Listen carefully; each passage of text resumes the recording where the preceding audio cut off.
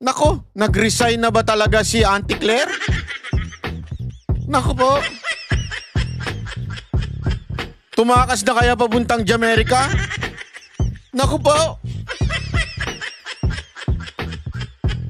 Kasi nakakabasag ng katahimikan wala ho talagang Wala ho tayo naririnig.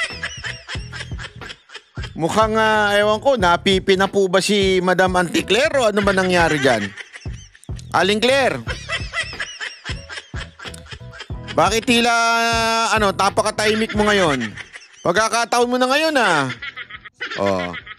Bakit ba banat ba? Ano ba nangyayari? Bakit naman mo masyadong binubulabog ang pagkatulog ni Aling Claire? Hindi si Aling Claire kasi, di ba alam naman po natin, pag nagsalita, talagang hindi mo mapigilan ng bunganga niyan. Hindi mo mapigilan bunganga niyan, kaliwat kanan ng banat niyan. Pero ngayon, inabangan siya buong Lunes at hindi ho nagsalita, kaya tuloy ang daming agam-agam na ito hong si Aling Claire mukhang nag-resign na. O kung hindi naman nag-resign, umalis na ng ibang bansa. Naku po. Yan ang dapat nating tanungin at alamin. Aling Claire, ano na po ba nangyayari sa inyo? Galaw-galaw, magparamdam. Galaw-galaw po tayo, magparamdam po tayo. Bakit tila talagang hindi ka na nagsasalita? Dahil dito sa issue ng ni Tantoko. Naku po, patay tayo. Ano ba kasi yan, banat ba yan, Tantoko na yan? Hindi kasi Tantoko, para sa kaalaman ninyo, siya po yung isa sa mga kasama ni First Lady na pumunta sa Amerika. Dahil po meron siyang event na inatenan doon. Tapos itong si Tantoko napabalita na nategi nga. Pero ngayon lumabas na itong si Tantoko ay namatay dahil sa overdose. Yun, patay kang bata ka. Sumalangit nawa. Naku po, hindi kasi nga yun nga ang So ngayon, ang tinatanong kung sino ba mga kasama nito, at ang may nabanggit nga na isa sa mga kasama, di umano, allegedly, ay walang iba kundi si First Lady. Naku po, patay tayo dyan. First Lady, paano nyo kaya ito lulusutan? Hindi, yan ay dokumentado naman po. Mamaya papakita natin ng dokumento na talagang kasama po. At ito nga po yung balitang inilabas ng bilyonaryo. Pakinggan po natin itong balita na ito, paso. Kaugnay sa pagkamatay ni Rustan's Executive Paulo Tantoko nitong Marso. Alamin natin yan sa Agenda Weekend Report ni Ivy Reyes. Namatay sa cocaine overdose si Rustan's Corporation Heir Paulo Tantoko noong Marso. Nako. Iyan ang resulta ng toxicology report nito ayon sa Los Angeles County Coroner's Office. Nako po. 4 na buwan ang mapabalita ang pagpanaw nito noong Marso. So una munang establish natin ito po ay meron na pong findings ang kapulisan sa LA. So hindi po ito chismis, hindi po ito gawa-gawa, ito po ay nangyari talaga. March 9 Philippine Time listed a significant condition ng posibleng komplikasyon sa puso sa accidental death ni Tantoko. Ayon sa Hollywood LA News, kasama si Tantoko sa entourage ni First Lady Liza po, patay tayo dyan. Nakipagdiwang nito ang Manila International Film Festival. Kasama. So, eto literal. Ito po ay official function of the First Lady of our country na si Liza Marcos. Official po ito. Kaya dapat talagang magpaliwanag. Hindi po ito private, hindi po ito personal na lakad, ito po'y official. Linawin natin kasi naalala ninyo, di ba si Aling Claire, inaano si BP Sara Duterte, kasi nagsabi ni BP Sara Duterte, walang perang ginamit ang gobyerno dito, pero it doesn't mean I didn't work. So ang hirit ni Aling Claire, kung nagtrabaho pala siya, dapat official yan at magpaliwanag siya. Di ba? Kung ano yung mga ginawa niya at ano yung hindi porket ito'y personal na lakad ay wala ng responsibilidad dahil hindi naman po nawawala yung pagka-vice presidente niya. Naku po. Na back to you. Bakit to, kanyo? Ito mismo. Hindi lang personal. Ito talaga'y official. Official na function ang ginawa o pinuntahan ni First Lady. At official din, ibig sabihin, dokumentado na kasama po itong si Tantoco. Nako. So, ladies and gentlemen, ito po ay masasabi nating talagang official na nangyari. Sasabihin kasi nung iba dyan, lalo na yung kanilang bagong talagang PCO secretary, this is private. The person is private. The Rustan Executive Paulo Tantoco is private. But he attended and part of the delegation of the First Lady. Therefore, even if he is a private citizen, official po yung lakad. Part siya ng entourage eh. Pag sinabi mong part ka ng entourage, definitely, meron dyan na funds na ginamit ng gobyerno. So this become an official event. Hindi mo pwedeng sabihin personal po ito. Hilton Hotel.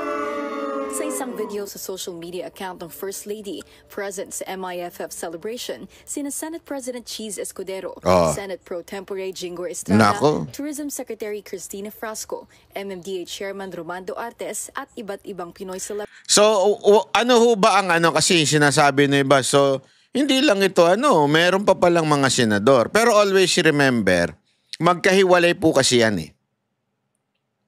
Ang executive at kunwari ang legislative, pag yan nagsama sa isang event, magkahiwalay po yan ng entourage. Magkahiwalay po yan. Alam ko po yan kasi naalala ko nung panahon na si Mocha ay sinasama sa mga out of the country ni Pangulong Duterte, may kanya-kanyang entourage yan. Makikita ninyo, di ba, ibang mga senador. Yung mga ibang senador, walang pakialam ang Office of the President. Doon. Kung sino yung gusto nila, ipadala nila, problema na nila yon. Isasama sila doon sa event as invited person doon sa event, pero pagdating sa entourage, gastos na ng Senado yun. Hindi na gastos ng Office of the President.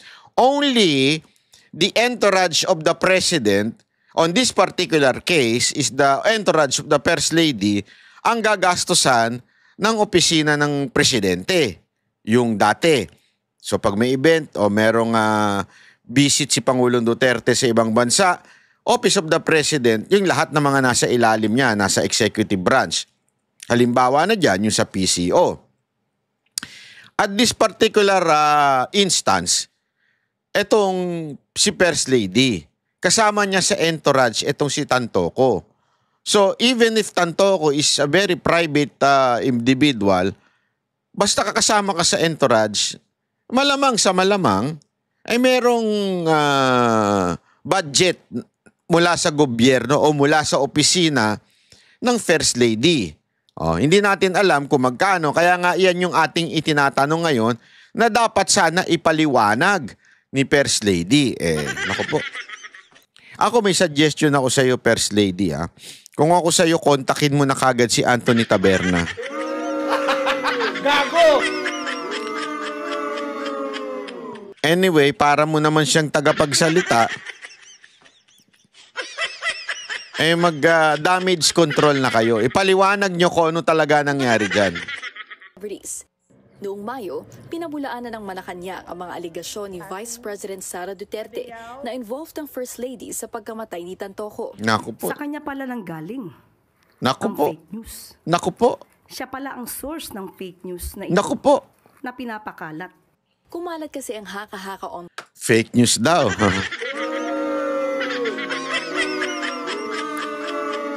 Pero ngayon, lumabas na ang katotohanan. Totoo pala na ito ay kasamang entourage ni Lisa Marcos. Di ba? Na namatay at hindi yung namatay sa simpleng bagay, namatay po sa overdose with the WPS, yung white powdery substance. So, ibig sabihin, hindi ho fake news yung sinabi ni BP Sara Duterte. So, sino ang fake news? Aling Claire, sasabitan na kita ng ano ba magandang pangsabit dyan? Ito. Sasabitan na kita ng, ay, bakit nasira itong aking kwintas? Oo, umurahing kwintas kasi eh. Ayan.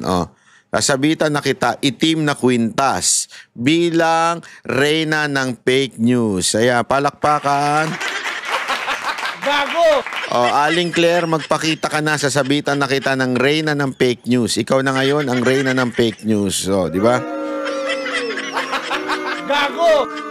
May na-dictate sa Los Angeles CFL na ayon sa mga fact-checker ay distorted at manipulated photos and videos. Tandaan po natin, dumating si First Lady sa Pilipinas, March 10, 2025. Kung gusto niya pong alamin yan bilang Vice Presidente, may records po yan. March 11, nagkaroon po ng event. Hindi kaya itong dahilan kung bakit hindi ka nagpakita ngayong Lunes? Ha? Sana naman magpakita ka na ngayong Martes. Ito ba ang dahilan? Aling Claire? Kaya ayaw mong lumabas at matanong ka kung ano ba nangyari? O inaantay mo matanggal si Eden? Hindi kasi baka inaantay lang niya matanggal kasi yung ibang mga media naman, di naman siya tinatanong dyan. Ewan ko kung grabe na talaga media ngayon, bayad na. Walang katanong-tanong. Ano kaya? Si First Lady with the representatives of Girl Scouts of the Philippines. That's May 11, 2025. Pwede po ba nating ipakita? Assistant Vice President ng Response Group si Tantoco. Dati rin siyang Chief Operating Officer ng Pacific Links Gulf Development at Chief Security and Procurement Officer ng Santa Elena Golden Country Estate. Ang asawa naman nito, dating Communications Manager ng Response Group at kasalukuyang Malacanang Deputy Social Secretary. Wala pang pahayag ang palasyo tungkol dito. Para sa Agenda Weekend, Ivy Reyes, Billionaire News Channel. So ayan nga po yung balita na yon. So at least meron na po tayong tawag dito background kung ano yung nangyari mga kababayan. Okay? So ito, pakinggan naman po natin ito isang balita na hindi ho sumagot ngayong araw na ito at tila talaga baka naman nag-resign na. Hindi ako nagtatanong lang pero sana wag naman. Sana bago ka mag-resign, sagutin mo muna ito mga issue na ito. Na una-una, sinabi mo fake news pero totoo naman pala. So sana bago ka mag-resign at umalis ng ibang bansa, tingnan natin. Tinuturing ngayon ng bagong talagang kalihim ng Presidential Communications Office na pribadong bagay ang pagkakasangkot kay First Lady Liza Araneta Marcos sa pagpanaw ng negosyanteng si Juan Paulo Tantoco. Kaya tikom ang bibig ng Malacanang sa naturang issue. Kasunod na rin ito ng ulat na cocaine overdose umano ang naging sanhi ng pagkamatay nito. Eden Santos sa balita. Ayan na, si Eden. Ayaw magkomento ang Malacanang sa lumabas na ulat na cocaine overdose ang sanhi ng pagkamatay ng negosyante na si Juan Paulo Tantoco. Si Tantoco ay namatay noong March 8, 2025 sa Beverly Hilton Hotel sa Beverly Hills sa Los Angeles County, California. Isang araw pagkatapos dumalo sa Manila International Film Festival o MIFF bilang bahagi ng entourage ni First Lady Liza Araneta Marcos. Naging ugat pa nga ng World War sa pagitan ni na Vice President Sara Duterte at Presidential Communications Office Undersecretary Claire Castro. Ang issue dahil sa pagsasangkot kay First Lady Liza sa pagkamatay ni Tantoco. Nung nagkaroon ng malaking krimen sa Estados Unidos na merong namatay dahil sa drug overdose at kung makikita ninyo doon sa police report ay nandoon ang pangalan ni First Lady Liza Marcos na isa sa mga tao doon sa loob ng kwarto kung saan yung tao ay nag-overdose sa suspected drug overdose sa hotel room at ang daming nakikitang white powder substance na sinabi doon sa police report ay suspected cocaine din, ay bigla nilang kinidnap, kinuha si Pangulong Duterte. Sa kanya pala nang galing ang fake news. Nako. Siya pala ang source ng fake news na ito Nako. na pinapakalat laban sa unang ginang kay First Lady. Nitong linggo ay kumalat sa social media ang report mula umano sa Yan. website ng County of Los Angeles Medical Examiner na may case number 2025-04377 na ang sanhi ng pagkamatay ni Tantoko ay dahil sa paggamit umano ng cocaine. Nakalagay rin sa medical examiner na ang iba pang dahilan ay cardiovascular disease. Makikita rin na open ang status ng kaso ng pagkamatay ni Tantoko. Sa pagbisita ni Presidential Communications Office Acting Secretary Dave Gomez sa press briefing room ng Malacanang ay natanong ito sa issue. Idiniin kasi ni Gomez sa Malacanang Press Corps na ipagpapatuloy niya ang paglaban sa fake news. Nako, bakit wala dyan si Aling Claire? Aling Claire, anyari? Bakit tila nagtago ka bigla dito sa amo mo? Naku po. Sa tingin niyo po, Sec, part ng fake news yung pag-i-involve po kay First Lady dun sa Tantoco's death? Tantoco's death? Yes po. That's a private matter. Naku, nagbaang-maangan pa. Tantoco's death. Hindi mo alam? Trending na siya sa social media? Lahat siguro na alam na yan. Ikaw hindi mo alam? Tantokos de? Grabe, no? Tila ano siya? Tila, ano tawag doon? Yung patay malisya? Ha? Sino siya? Ano ba yun? Sino ba yun? Si Tantoko? Namatay? Sino yun? Private person yun, ha? Oh. Hindi niya, ano, ang sinasabi dito, yung involvement ni First Lady. Oh. I cannot comment on that. Eden Santos. Hindi naman tinatanong kung ano si Tantoko eh. Tinatanong si First Lady kung ano masasabi niya. Naku po, patay tayo dyan. Ito papakita natin tong FB.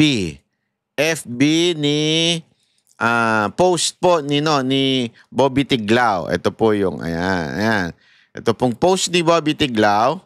Ayan, ito, ayan, no. Makikita dyan. Ba't ganyan may mukha dito? Ano ba to? Ito naman si nakasagwa ng mukha dito sa kanan na. Ito si Copernico Villaruel. Oh. Sandali, tago muna natin. Nadidistract ako sa kapa. Ito, meron daw nagpadala sa kanya. Ito. Sabi niya dito sa caption, I received via Viber this photo of a Beverly Hills police record survivors reporting on Mr. Tantoco's death and person who were with him when police arrived. Noon dumating yung police, eto yung mga tao. Liza Araneta Marcos was one. I also checked if there was such a record supervisor. There is. The palace spokesperson who denied this should explain. Naku po, ayan oh. Nakasulat dyan. Sa baba. Didistract talaga ako dito sa pagmumukha nito. Nakasulat dyan, no? Officers entered room and observed hotel security performing chest compressions. Ibig sabihin, yung hotel security daw ay binubumba yung chest, yung ginaganon, yung first aid on an unconscious male subject. Officer took over with life-saving measures. Ibig sabihin, tumulong daw yung officer, yung police. And subject was pronounced deceased at 12:05 hours by paramedic. And the cause is initially suspected to be drug overdose. White powder suspected to be cocaine was seen scattered on tables and the floor. Naku po.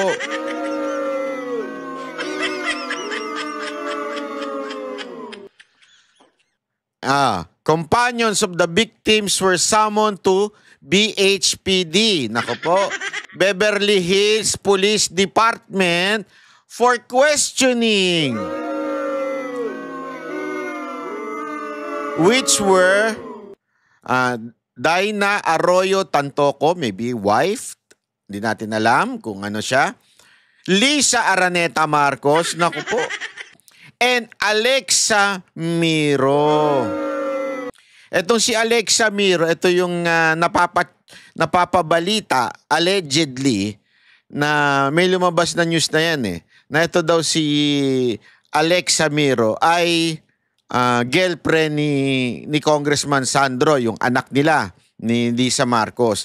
Hindi natin alam kung totoo yun, alleged lang po yun. Pero ang malinaw dito sa dokumentaryo na ito ay naandun si Liza Marcos.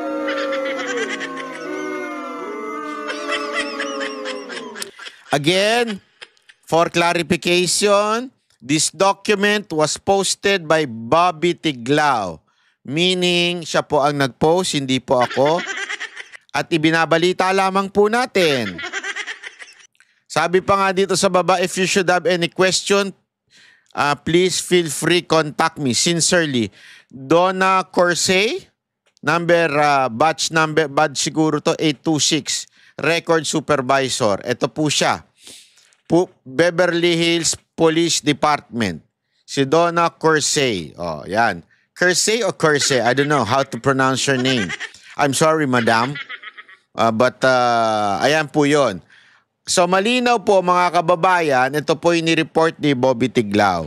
Ayan, okay? So para lamang po makita natin. Ayan, ha?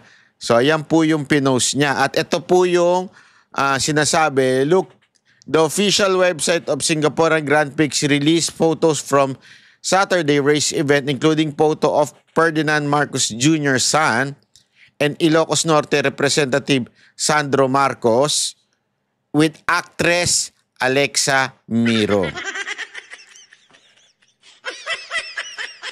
Ngayon, ang tanong, yan po ba ay mapapasinungalingan? Kasi, di ba, tandaan ninyo, si VP Sara Duterte, sinabi na to. Etong part na to, ni-report niya na. Sinabi niya ito. Di ba? Tapos, sabi ni Aling Claire, fake news daw. Pero ngayon, lumabas talaga, it was an overdose. So, ayan po yun, ha? So, ibig sabihin, mga kababayan, meron pong dokumento. Ang tanong nga dito, bakit hindi man lang sila nagsasalita? They can deny. Di ba? They can deny. Pero bakit tila walang nagde-deny? Di ba? Mukhang walang salita. Hindi po pwedeng, again kalokohan po yung sinasabi ni PCO Dave Gomez na PCO Secretary Dave Gomez na ito'y pribado. Hindi po ito'y pribado. Namatay yung tao at naandoon si Liza Marcos.